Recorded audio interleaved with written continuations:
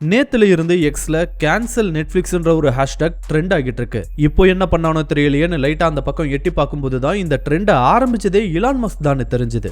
Elon Musk எதுக்கு திடீர்னு Netflix போட்டு அடிக்கிறாருன்னு தேடி பார்க்கும்போது தான் சில விஷயங்கள் கண்ணில் பட்டுச்சு. நெட்ஃபிளிக்ஸ் பத்தி எல்லாருக்குமே தெரியும். அங்க நூத்துக்கணக்கான வெப் சீரிஸ், ஆயிரக்கணக்கான மூவிஸ் கொட்டி கிடக்குது. இதுல கிட்ஸுக்கான ஷோஸ் அண்ட் மூவிஸும் அடக்கும். ஆனா ரீசென்ட் டைம்ஸ்ல இந்த பிளாட்ஃபார்ம்ல வெளியாகக்கூடிய ஷோஸ் அண்ட் மூவிஸ் பலதுலயும் எல்ஜிபிடிக்யூ ரிலேட்டடான கேரக்டர்ஸையும் அது சம்பந்தமான ஐடியாலஜியவும் வேணும்னே இம்போஸ் பண்றதா ஒரு குற்றச்சாட்டு பல மாதங்களாவே இங்க இருந்து வருது. அப்படி இருக்க நிலையில சமீபமா கிட்ஸ் பாக்குற ஷோஸ்லயும் இந்த மாதிரியான ஐடியாலஜியை வேணும்னே இம்போஸ் பண்ற மாதிரியான கேரக்டர்ஸும் சீன்ஸும் வைக்கப்படுவதா ஒரு குற்றச்சாட்டு இப்போ எழுந்திருக்கு. இந்த விஷயத்தை கோட் பண்ணி தான் உங்க பசங்களை வோக் ஐடியாலஜில இருந்து காப்பாத்தணும்னா உடனடியா உங்களோட நெட்ஃபிளிக்ஸ் அக்கௌண்ட்டை கேன்சல் பண்ணி உங்களோட குழந்தைகளை காப்பாத்திக்கோங்கன்னு சொல்லிட்டு ஒரு ட்வீட்டை போட்டிருக்காரு இலான் மஸ்க். இது பயங்கர வைரல் ஆயிருக்கு. இலான் மஸ்க் சொல்றது சரிதான. சின்ன பசங்க பார்க்கக்கூடிய ஷோஸ்ல எதுக்கு தேவையில்லாம இதையெல்லாம் இன்க்ளூட் பண்ணணும்னு சொல்லிட்டு நிறைய பேர் அவங்களோட நெட்ஃபிளிக்ஸ் சப்ஸ்கிரிப்ஷனை கேன்சல் பண்ண ஆரம்பிச்சிருக்காங்க. இதே இலான் மஸ்க் மட்டுமே இல்ல. ரீசெண்டா அமெரிக்காவை சேர்ந்த